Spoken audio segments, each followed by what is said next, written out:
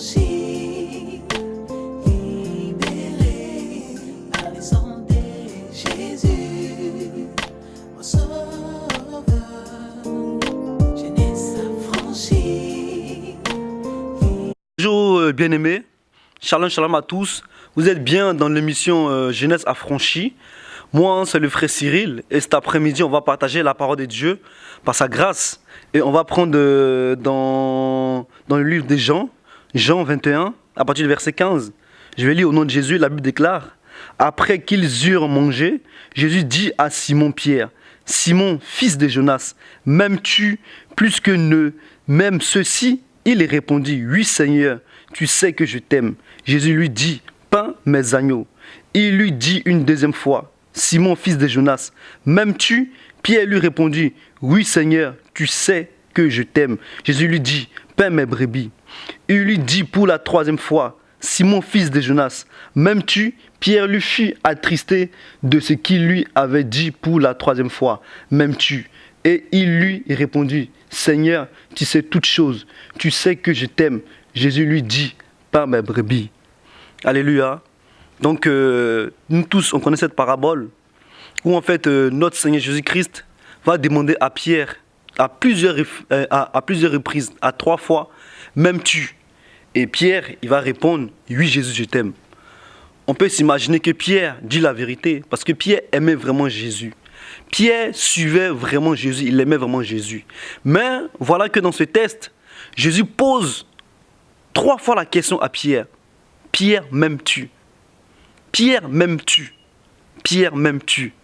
Et 3 fois Pierre répond: oui Seigneur, je t'aime, toi-même tu le sais. Oui Seigneur, je t'aime, toi-même tu le sais. Et la 3e fois, la Bible déclare que Pierre, il était attristé. Bien-aimés, vous savez, ici dans cette parabole, il y a 2 types d'amour. Pierre, il aimait Jésus-Christ d'un amour sentimental. On va dire cet amour, c'est l'amour philo en grec. Amour philo en grec, qui veut dire sentiment, qui veut dire un amour envers quelqu'un. Un amour dans l'âme, en fait, on va dire. Et Pierre, il aimait Jésus de cette manière. Et Jésus lui pose la question: m'aimes-tu vraiment? En fait, Jésus voulait lui faire comprendre: est-ce que tu m'aimes de la manière je veux que tu m'aimes? Et Pierre répondit: oui Seigneur, je t'aime de ma manière. Et Jésus lui répond encore: Pierre, est-ce que tu m'aimes de ma manière? Et Pierre répond: oui Jésus, je t'aime de ma manière et non pas ta manière. Et Pierre, vers la fin, il était attristé. Car il savait, en fait, il a compris la question que Jésus lui posait. Il a compris, en fait. Et la Bible dit qu'il était attristé. Bien aimé, vous savez, il y a beaucoup de Pierre dans les assemblées. Il y a beaucoup de Pierre qui aiment sincèrement Jésus. Il y a beaucoup de Pierre qui aiment vraiment Jésus. Le problème, ce n'est pas d'aimer Jésus. Mais le problème, c'est d'aimer Jésus comme Jésus veut que tu l'aimes et pas comme tu l'aimes. Franchement, j'aimerais nous aider en cet après-midi vraiment de comprendre ces choses. Car dans ce passage, il y a 2 amours. Il y a l'amour philo et l'amour agapao. L'amour philo, c'est l'amour que Pierre avait pour Jésus-Christ. Et vous savez, dans le contexte, verset 21, quand on prend à partir du verset 3, même premier verset, la Bible dit: après cela, Jésus se montra encore aux disciples sur les bords de la mer de Tibériade.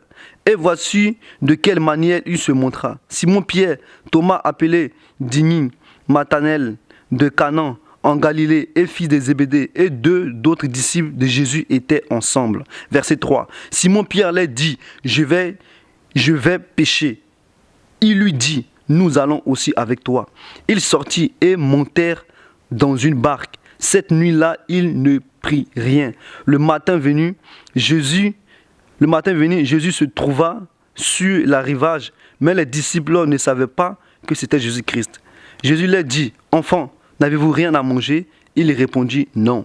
Il leur dit: jetez le filet du côté droit de la barque et vous trouverez. Ils le jetaient donc, et ils ne pouvaient plus le retirer à cause de la grande quantité de poissons. Alors le disciple que Jésus aimait dit à Pierre: c'est le Seigneur. Et Simon-Pierre, dès qu'ils ont entendu que c'était le Seigneur, mit son vêtement et sa ceinture, car il était nu, et se jeta dans l'eau. Donc, bien aimé, avant que Pierre dise au Seigneur, oui, je t'aime. Vous savez, quand Jésus-Christ était crucifié, il y a beaucoup de disciples qui étaient découragés, notamment Pierre. Pierre était déçu. Pour Pierre, la crucifixion de Jésus-Christ sur la croix était un échec total. Pour Pierre, ils ont perdu le Maître. Pour Pierre, ils ont perdu Jésus-Christ. Leur vie était foutue. Parce que Pierre, il mettait toute leur vie en Jésus-Christ. Il suivait Jésus-Christ. Mais en apprenant que Jésus-Christ était mort pour eux, c'était fini. Mais ok, c'était le commencement de l'histoire. Et Pierre était tellement découragé qu'il est reparti de son ancien métier, ça veut dire pécheur. Et même la Bible dit qu'il était nu. Quand il a su que c'était Christ, du moins le Seigneur, il s'est caché et il s'est revêtu. Et après ça, Jésus-Christ les a appelés, ils ont péché, il a fait à manger, ils ont mangé. Et après cela, Jésus-Christ leur a posé une question. Pierre, m'aimes-tu vraiment? Il a dit, oui, je t'aime vraiment. En d'autres termes, le Seigneur voulait dire, mais Pierre, si tu m'aimais vraiment, pourquoi tu étais nu? Si tu m'aimais vraiment, pourquoi tu es reparti dans tes anciennes histoires? Bien aimé, il y a beaucoup de personnes qui aiment Dieu sincèrement, mais qui l'aiment avec les sentiments. Beaucoup de personnes aiment Dieu avec des émotions. Ils aiment Dieu comme si on aimait un ami, comme cela. Bien aimé, on doit aimer Dieu plus que cela. Dieu veut qu'on aime d'un amour agapao. Dieu veut qu'on aime d'un amour pur, bien aimé. Oh, cet après-midi, j'aimerais que tu comprennes ce que je suis en train de dire. Beaucoup de chrétiens aiment Dieu à leur façon. On ne peut pas aimer Dieu à sa façon. On doit aimer Dieu à la façon que Dieu veut qu'on aime. Tu dois aimer, je dois aimer de la façon que Dieu dit qu'on doit l'aimer, pas de notre manière. Car celui qui aime Dieu d'un amour philo, celui-là aime Dieu dans des sentiments. Celui-là aime Dieu par des émotions. Et cette personne-là ne pourra jamais vraiment servir le Seigneur. S'il trouve une occasion de chute, elle repartira dans le monde. Comme Pierre, il a trouvé une occasion de chute.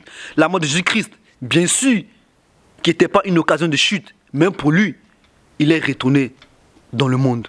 Ou du moins, il est retourné dans ses anciens péchés. Bien-aimé, tu ne peux jamais servir le Seigneur avec tes sentiments. Parce que avoir cet amour philéo, en fait, c'est l'amour, tu aimes Dieu par des sentiments. Tu pries quand tout va bien. Tu chantes quand tout va bien. Tu loues Dieu quand tout va bien. Tu es joyeux quand tout va bien. Mais quand tout va mal, tu boudes de Dieu. Juste une situation difficile dans ta vie, tu ne pries plus. Tu abandonnes Dieu. Parce que ton amour est sentimental envers Dieu. Ton amour est conditionnel avec Dieu. Parce que Dieu te bénit, donc tu le loues. Parce que Dieu te donne un mariage, du boulot, une voiture, etc. Tu l'aimes pour cela. Mais le jour que tu n'as pas, que tu as des soucis, dans des problèmes, tu n'arrives plus à aimer Dieu. C'est parce que ton amour est un amour sentimental. Et comme on dit, le sentiment ment. Le sentiment disparaît. Car l'amour sentimental est conditionné par quelque chose. Et on ne doit pas avoir ce sentiment. On doit avoir un amour pur. Hein, bien-aimé? Et Jésus-Christ dit à Simon-Pierre, m'aimes-tu? Dieu, Jésus-Christ, il parlait d'un amour agapao en grec. Un amour qui veut dire un amour divin. Un amour pur. Un amour sans condition. Un amour sincère. Et Dieu parlait de cet amour. Dieu demandait à Pierre, est-ce que tu m'aimes de cet amour? De l'amour agapao. Pas de l'amour philéo, mais de l'amour agapao. Est-ce que tu m'aimes? Il pose une question à Pierre. M'aimes-tu d'un amour agapao? Pierre répond, oui, Seigneur, je t'aime d'un amour philéo. Vous voyez? Bien-aimé, on doit aimer Dieu d'un amour agapao. Oui, un amour pur. Un amour pur. Je vous dis la vérité, un amour pur.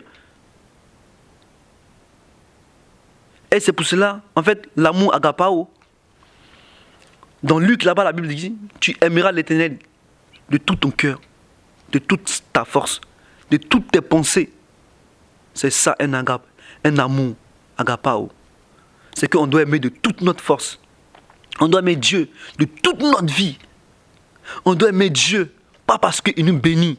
On doit aimer Dieu parce qu'il est Dieu. On ne doit pas aimer Dieu parce qu'il t'a donné le mariage. Tu dois aimer Dieu parce qu'il est Dieu. Je me pose une question. La Bible déclare dans l'Apocalypse que les 24 vieillards se prosternent devant Dieu et l'adorent matin, midi et soir. Saint, saint, saint est l'Éternel des armées. Et je me pose une question.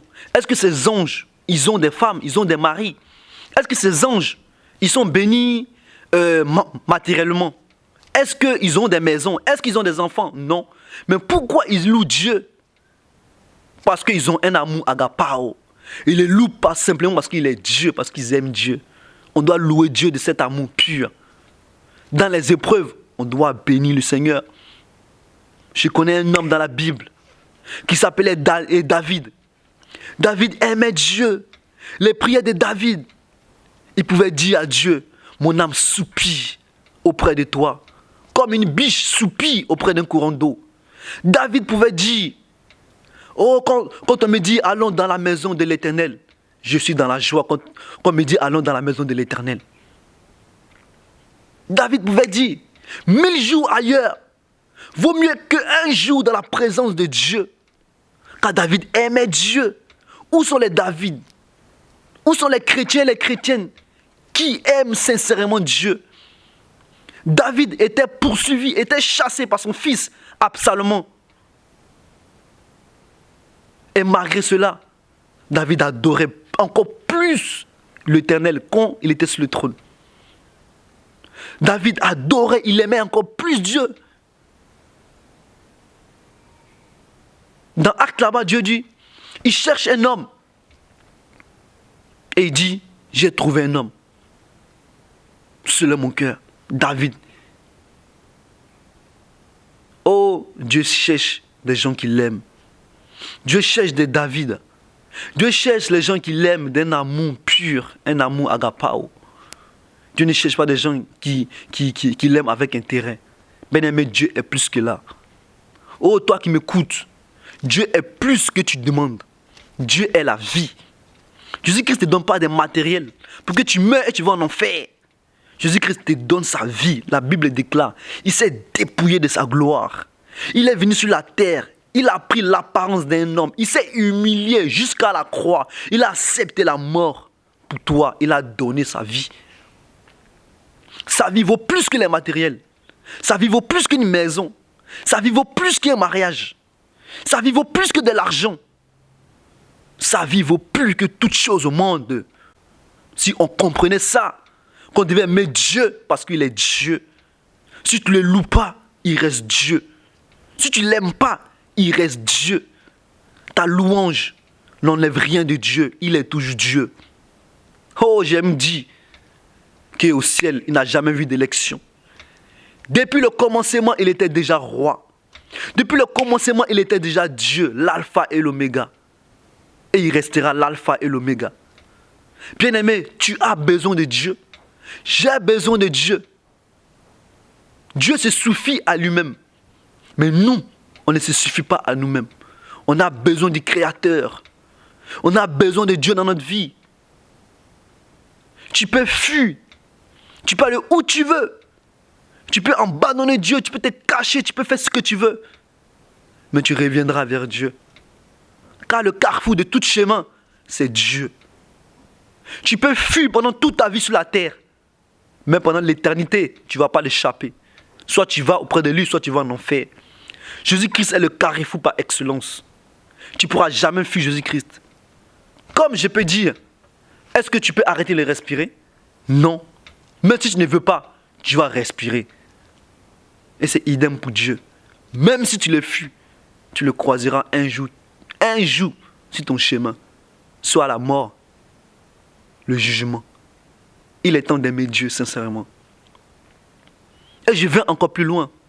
Il dit au peuple juif, ce peuple m'honore des lèvres, mais leur cœur est loin de moi. Combien de personnes adorent Dieu, louent Dieu des lèvres, ils aiment Dieu, mais leur cœur est loin. Un amour philéo, un amour philéo. Koraba shikalaya basaka. Aime mon Dieu pour ce qu'il est. Aime mon Dieu. Oh, Dieu nous aime tellement. Dieu a payé le prix à la croix pour nous. Il vaut mieux que tout ce qu'on a sur la terre.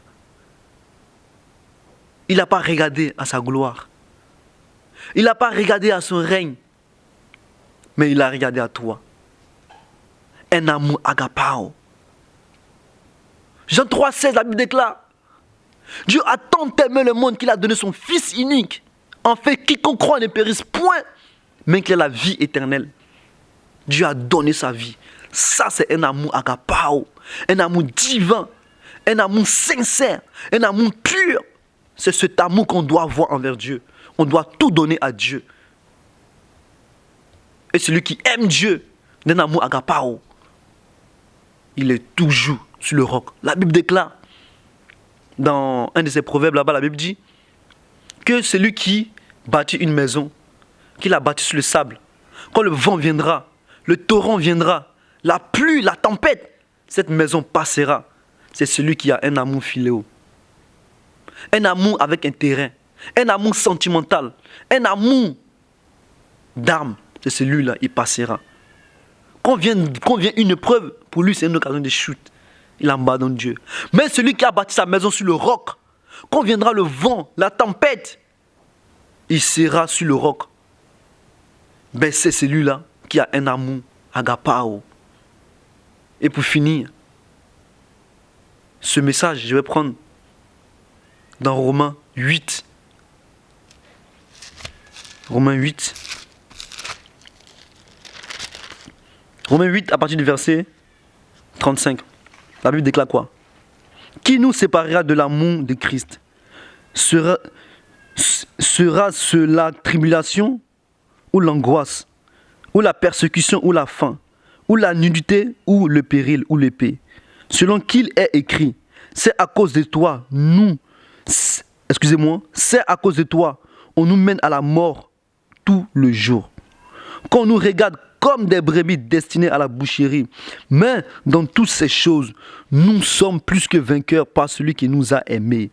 Car j'ai l'assurance que ni la mort, ni la vie, ni les anges, ni les dominations, ni les choses présentes, ni les choses à venir, ni les puissants, ni les hauteurs, ni la profondeur, ni aucune autre créature ne peut nous séparer de l'amour de Jésus-Christ manifesté. De l'amour de Dieu manifesté en Jésus-Christ. L'amour agapao. Qui peut me séparer de l'amour de Dieu? Quand tu aimes Dieu de tout ton cœur, de toute ton âme, frigo vide ou pas frigo vide, tu aimes Dieu.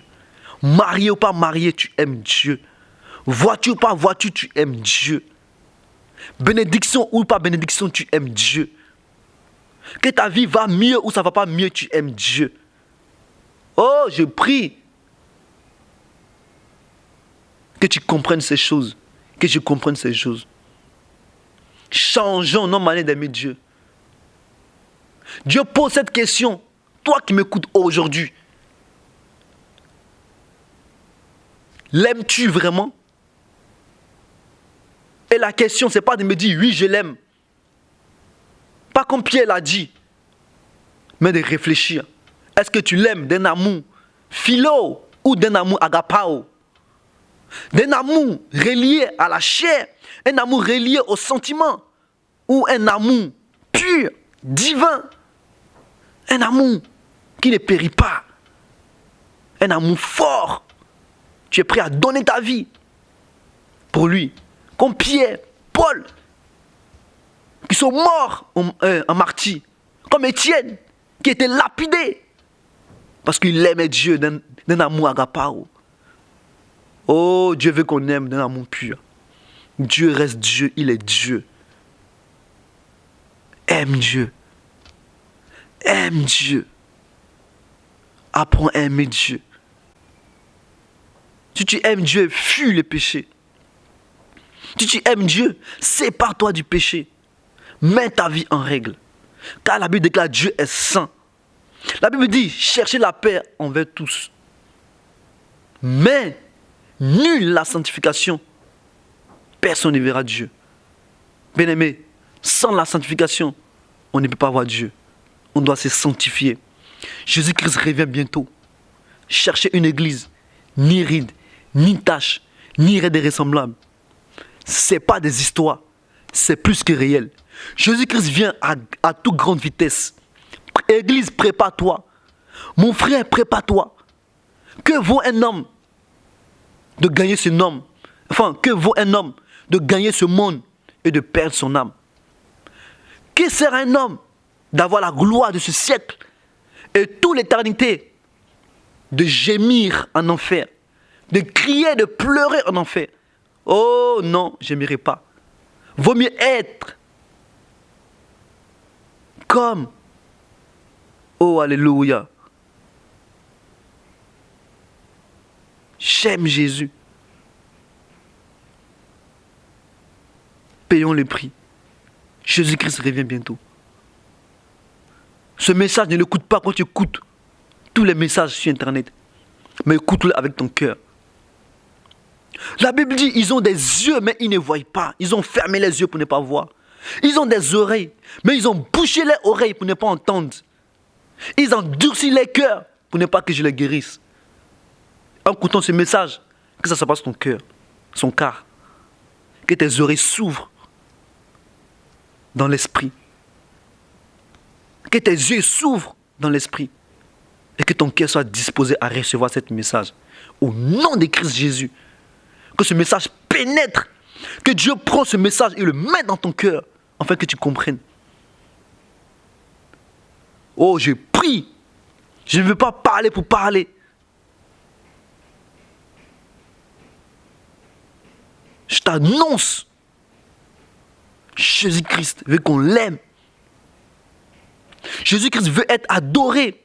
La Bible déclare, Dieu cherche des vrais adorateurs qui l'adoreront en esprit et en vérité. Qui vont l'adorer d'un amour pur. Arrêtons de courir derrière les dons, derrière les ministères. Louons Dieu, aimons Dieu sincèrement. On sera surpris. On sera étonné quand l'enlèvement viendra. Jésus-Christ dit, ce n'est pas ceux qui me disent Seigneur, Seigneur, je t'aime, qui vont entrer au ciel. Mais ceux qui ont un amour, agapao, ceux qui font ma volonté, c'est eux qui rentreront au royaume de Dieu. Oh, j'ai prie que maintenant, que cette conviction vienne dans ton cœur. Que maintenant, Jésus-Christ, à travers cette parole, te pose la question, m'aimes-tu? Tu aimes Jésus? Tu aimes Dieu? Comme tu veux? Ou tu aimes Dieu comme il veut que tu l'aimes? Pose-toi la question, tu aimes Dieu comment? Si on t'enlève tout ce que tu as, est-ce que tu vas toujours louer Dieu? Est-ce que tu vas aimer Dieu? Si c'est non, c'est que tu ne l'aimes pas. Comme il veut que tu l'aimes. Et c'est le temps que tu l'aimes. Écoute pas cette vidéo comme tu l'écoutes d'habitude. Que cette parole pénètre dans ton cœur. Oh, j'ai prie au nom de Jésus. Que cette parole, Dieu la prend et la met dans ton cœur au nom de Jésus. Dieu vaut toutes choses. Dieu vaut plus que tout. Dieu vaut plus que l'or du monde. Dieu vaut plus que tous les trésors du monde. Dieu vaut mieux que toutes les femmes belles du monde. Oh, Dieu est merveilleux, il est puissant. La Bible déclare, c'est le lion de la tribu de Juda. C'est l'agneau immolé qui ôte les péchés du monde. Il a effacé les condamnations. Il a effacé l'ordonnance qui te condamnait. La Bible déclare dans Romains, il n'y a plus de condamnation pour ceux qui sont en Jésus-Christ. C'est pour la liberté que Christ nous a affranchis. Il nous a affranchis pour le louer, pour l'aimer, pour l'adorer. Oh Jésus-Christ, je t'aime. Il est merveilleux. Il est merveilleux. Il est merveilleux. La Bible dit encore, ça sert à quoi d'un homme d'avoir des dons, prophétie, être pasteur, être prophète, s'il n'a pas d'amour? Tout ça ne sert à rien.